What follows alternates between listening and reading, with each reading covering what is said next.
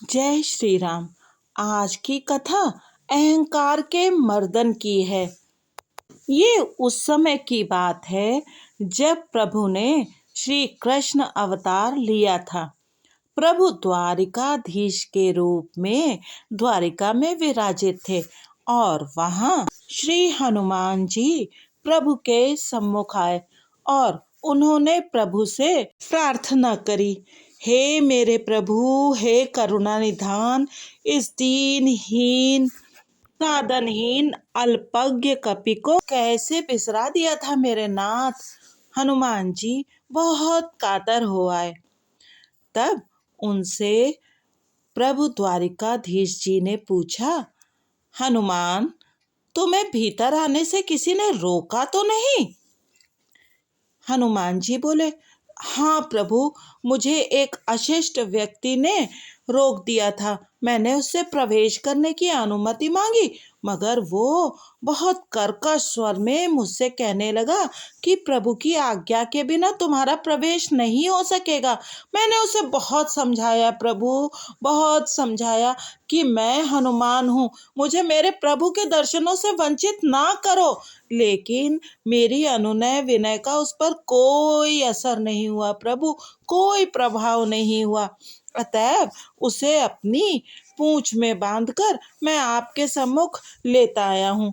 हे प्रभु, हे द्वारिकानाथ, हे दीनानाथ स्वामी, मुझे अपने दर्शनों से कभी वंचित ना कीजिएगा। प्रभु ने अपनी मंद मंद मोहिनी मुस्कान बिखेरते हुए कहा, सुदर्शन को मुक्त कर दो हनुमान, ये अब अपने बलाभिमान का प्रायश्चित कर चुके हैं। हे अतुलित बलधाम, आप सुदर्शन को मुक्त करें। हनुमान ने सुदर्शन चक्र को मुक्त कर दिया।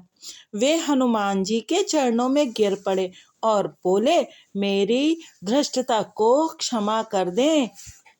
विनयी हनुमान जी ने सुदर्शन चक्र को अपने गले से लगा लिया और बोले, क्षमा तो आप मुझे कीजिए मेरे इस दुर्व्यवहार के लिए। तब प्रभु ने फिर मंद मुस्कान के साथ पूछा, अरे हाँ हनुमान, गरुड़ जी कहाँ हैं? वो तुम्हारे साथ नहीं आए? तब हनुमान जी ने उत्तर दिया, नहीं प्रभु, मैं ध्यान में माँ के सहित आपके साक्षात्कार का आनंद ले रहा था और बहुत तीव्र स्वर से मेरा ध्यान भंग हो गया। मैंने नेत्र खोले तो देखा कि सामने गरुड़ जी खड़े हैं। मैंने अभिवादन करके आने का कारण पूछा तो मुझसे कहने लगे कि मेरे साथ ही चलिए, प्रभु ने आपको स्मरण किया है। वे मुझसे बोले, चलिए मेरे साथ, द्वारिकाधीश प्रभु ने आपको बुलाया है।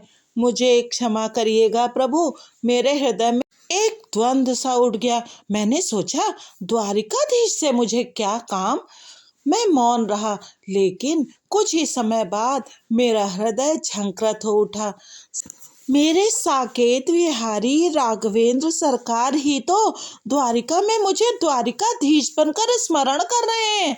प्रभु की असीम अनुकंपा का ध्यान करके मैं आनंद विहल हो गया। प्रभु अपने जन की सुधि लेते हैं। मैंने प्रार्थना की, हे गरुड़ जी, प्रभु से निवेदन करना, मैं शीघ्र आ रहा हूँ। वे बोले, प्रभु की आज्ञा है, आपको तुरंत ही अपनी पीठ पर आरूढ़ करके उनके समीप ले चलूं। मैंने कहा, मैं पूजा समाप्त करते ही आ जाऊंगा, लेकिन गरुड़ जी मुझसे शीघ्र चलने के लिए दुराग्रह करने लगे। तब मैंने उन्हें पर्वत से नीचे फेंक दिया। मुझे क्षमा कीजिएगा प्रभु, मुझे क्षमा कीजिएगा। इतनी ही देर में पीड़ा से कराहते हुए गरुड़ जी वहां आ गए और प्रभु को अभिवादन करते हुए बोले, श्री हनुमान अभी आ रहे हैं। किंतु वहां पर हनुमान जी को उपस्थित देखकर वे संकुचित हो गए। उनका तीव्रगामी होने का अभिमान तत्काल ही चूर चूर हो गया। तब प्रभु ने कहा, हनुमान को यहाँ आए हुए पर्याप्त समय हो गया पक्षीराज, किंतु तुम्हें विलंब कैसे हुआ? तब गरुड़ जी दीन स्वर में बोले, मेरे निरंतर दुराग्रह से पूजन में विघ्न पड़ने के कारण हनुमान जी ने उठाकर मुझे सागर में फेंक दिया। पीड़ा से मेरी अस्थियां चरचरा उठी। मैं सागर में मूर्छित हो गया था। प्रभु, चैतन्य होते ही आपके समीप आया हूँ।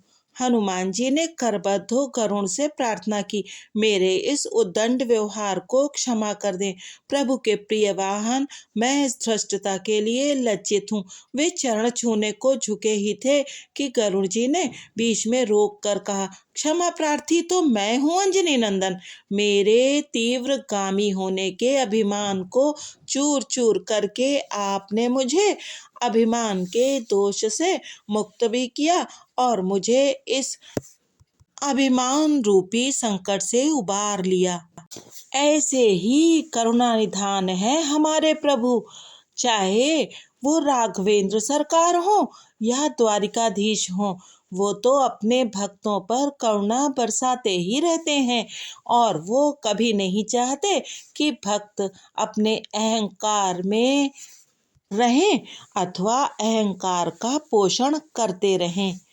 और धन्य है हनुमान जी महाराज, जो इतने दीनहीन बन जाते हैं अपने प्रभु के सम्मुख और उनके भक्तों के सम्मुख, कि स्वयं को अत्यंत किंचित समझते हैं। स्वयं को कुछ ना समझते हुए वे तो बस झूम झूम कर गाते रहते हैं, ऐसो को उदार जग माही, बिनु सेवा जो द्रवे, दीन पर राम सरिस को नाही। बोलिए हनुमान जी महाराज की जय। श्री राघवेंद्र सरकार की जय हो और जय हो द्वारिकाधीश प्रभु की।